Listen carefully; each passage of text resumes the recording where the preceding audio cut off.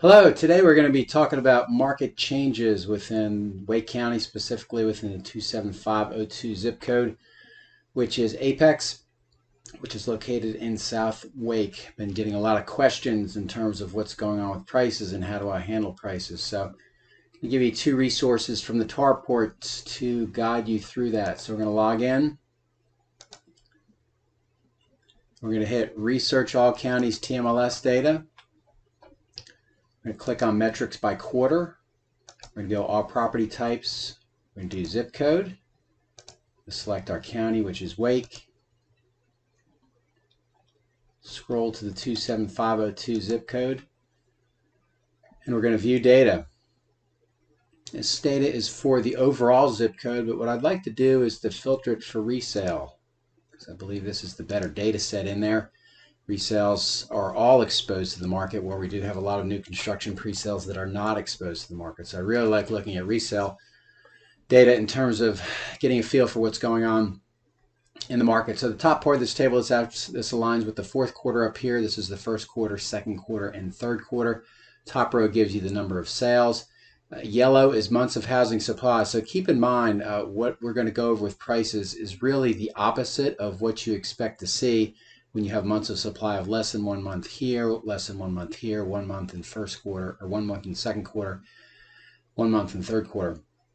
So our median sales price went from 473 to 512, and it peaked in the second quarter 545, and then shock of shocks, it went down to 510 in the third quarter. So that's a drop of 5% between the second quarter and the third quarter. Let's go over median sales price per square foot. On this line, we go at 217, 235, 253, and then down to 241. So that is a decrease of 6%. So the challenge that you have in terms of selecting your comparables, if you are in the fourth quarter, which is the day of this recording, and you use your comps in the second quarter and you do not adjust them downward 5 or 6%, you are going to miss the market by at least 5 or 6%. So the question that you have is, how can you have less than 1 month, less than 1 month, 1 month? So that's a severe undersupply of residential listings within the 27502 zip code. There's only one and one reason only, and that is increasing mortgage rates have absolutely been felt in terms of the number of their influence on house prices. But here's another thing. You went from 12 listings, 10 listings, 50 listings, to 79 listings. So the principal substitution is coming in play for buyers, which gives them power, which they did not have last year. But here's the thing that owners are going to be stuck on. They're going to see down at the bottom here, this is third quarter of 22 versus third quarter of 21. We went 510 to 451. That's an increase of 13%. And we went from 241 to 208. That's an increase of 16%. So they're going to be focused on those year over year comparisons. Please don't do that when you're in your CMA, because as you can see here, market conditions have changed dramatically just from the second quarter to the third quarter.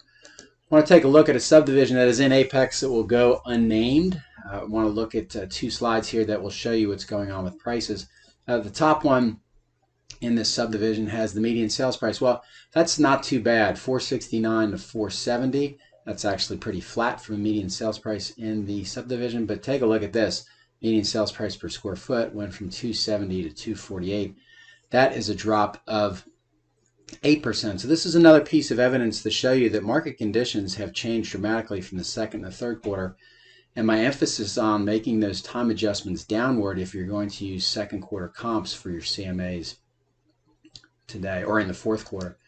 A couple interesting things here in terms of sales price to original list price ratios within this subdivision. 105 in Q3 last year, 106, 106, and look at this, peak of the market again. You're going to see a continuing thing, peak of the market in a lot of these metrics. Second quarter, 109%, and then look what happened. This is a bit rare, but it's actually a return to a historical norm. 109% in the second quarter and 99% in the third quarter. And now down at the bottom, we're going to take a look at the percentage of closed resales where the sales price was greater than the original list price. In May and June, we're at 100% in May, which was the peak, which means every resale listing within the subdivision sold at or above original list price. Then down to 86, and now look at how this has dropped down: 40% in July, 33% in August, and 29% in September. So these are the types of things that you can utilize on the TAR reports. Your CMAs are going to be really challenging now, both from you to understand them and to convey to your sellers what's going on in the market. But to wrap up, the final point is, if you're going to use comparables in the second quarter for your fourth quarter CMA issues, you're really going to have to look at making negative time adjustments, which is the exact opposite of where we were last year. So for more information like this, please visit and or subscribe to thetarreports.com.